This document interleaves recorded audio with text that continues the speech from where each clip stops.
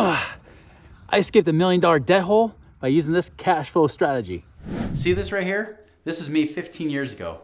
This is the face, the young baby face of a man who is about to be $1 million poorer than the homeless guy on the street. So cute. So in 2006, I was living high on the hog. As you guys have heard me say before, I was retired. I had enough passive income coming in to cover my expenses. So in 2007, I came out of retirement. I said, I'm going to teach people how to do that because they're asking me anyways, so we got to do it. So I partnered with a guy named Garrett Gunderson, created a company called Freedom Fast Track, and right after we started the company in 2007, what happens? Real estate crashes, right? So it affects my own real estate. It not only affects that, it also affected our business because all of our people that we were teaching and were paying us, supposedly, were people that were real estate flippers. So our business was tanking, my personal finances were starting to tank, and the next thing I know, because we're not making a lot of income, I'm in the hole $15,000 a month. Pretty soon, as it keeps going and going and going, my total debt ends up being over $1 million, including my mortgage. Lannister always pays his debts. All right, so everybody always asks, how did I dig out of that hole? I had to think creatively, and I realized that the real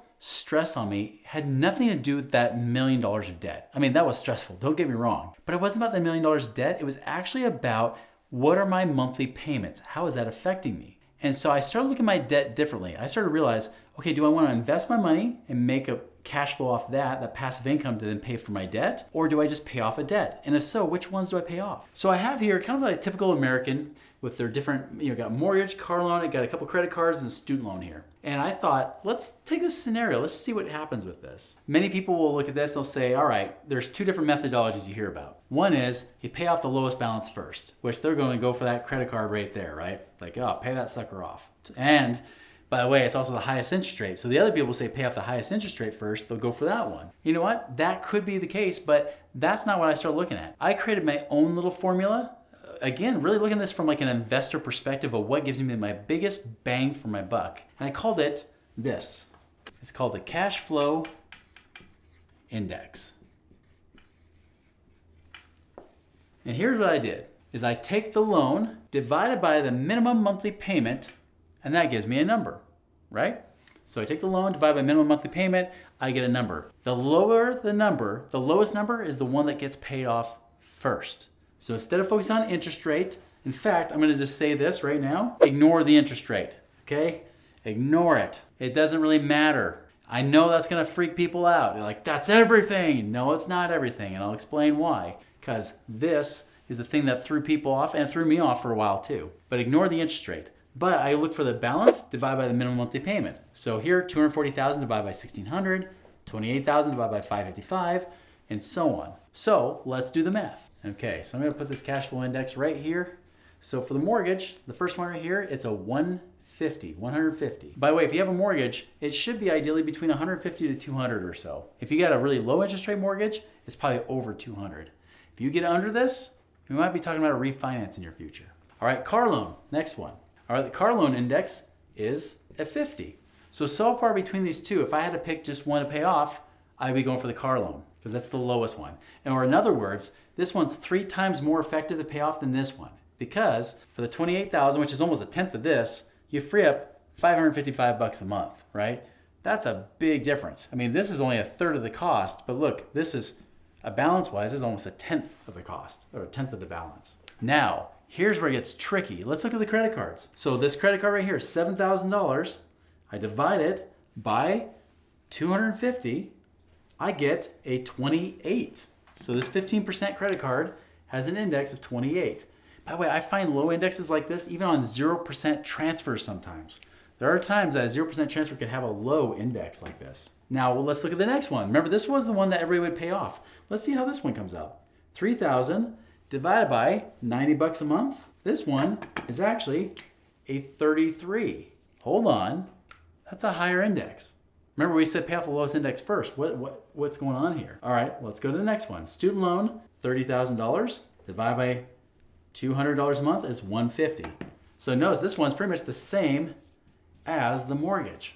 So these two right here, don't even worry about this. If it's over 100, that's great. We love it. Don't do anything. But these credit cards here, let's talk about these.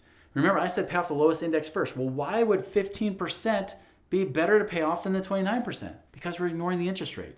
Because let's look at it. See, if I pay off this one right here, the $7,000, I free up $250 a month, right? If I pay off this credit card, I'm only gonna free up $90 a month. That's 2.5 times less, but the balance is almost half, okay? So already, even though they're kind of close to each other, by the way, if these were tied, I would pay off the highest interest rate first. But because they're close, not even that close, for every $28 on this credit card I have of balance, if I pay down $28 on this balance, I will free up $1 a month. This payment will go down to $249 a month. So here's what's important. If your lowest index was a car loan, because when you pay extra on a car loan or a mortgage or a student loan, the payments don't go down. The minimum payments will stay the same until it's paid off. Do not pay extra towards mortgages, car loans, and student loans. But if you're gonna pay extra payments to pay off something faster, do it towards things like credit cards where the payment will reduce, because that's an immediate cash flow improvement. So for every $28 you pay on this credit card, you'll free up $1 a month. For every $33 you pay on this credit card, you free up $1 a month. That means if you had $100 you paid on this credit card here, you'd free up about $4 a month. But if you pay an extra $100 on this, you'll only free up $3 a month. I know you might say that's nickel and diamond, but it's the truth. I would rather pay off the 28 because I get more power, more bang for my buck. Because again, $1,000, if I pay an extra $1,000 on this credit card, I'm gonna free up almost $40 a month. This payment will drop to about $210. If I pay $1,000 on this, my payment will drop to about $60. I'll only free up $30 a month versus $40 a month. Make sense? So I know it's not a huge difference, but again, if you're gonna pay extra money towards something, go for the thing that gives you the biggest benefit, because here's what happens, life. And if life happens, all of a sudden, like something goes wrong or you need cash, you're much happier if you freed up more money per month doing something else versus doing something that you just did because you were told to do it that way. So I would actually pay off this one first. Once that's paid off, then we attack this credit card. And that $250 then goes and rolls over, pays off the $90. And then that $340 goes and rolls to the next one, which would be your car loan, which is probably gonna be lower because as you pay the car loan, this number's gonna drop. So this one might be down around 30 or 40 anyways. Take that extra money, pay it off, or save it up until you have enough to pay this sucker off and pay it off. And that's what you do. Just do it one at a time. Go with the lowest index first, then the next, then the next. And then these eventually I hardly ever pay off unless they have to be paid off. That's how I use it. And that's exactly what I did to help free myself. I would attack those. And by the way, if it went to collections and they weren't requiring monthly payments, I took it off the list. I had it on the list down somewhere below, but I went for the ones that actually improved my monthly cash flow. I needed to get myself to at least the point not being negative $15,000 a month, whereas at least paycheck to paycheck, and then eventually having more income than expenses.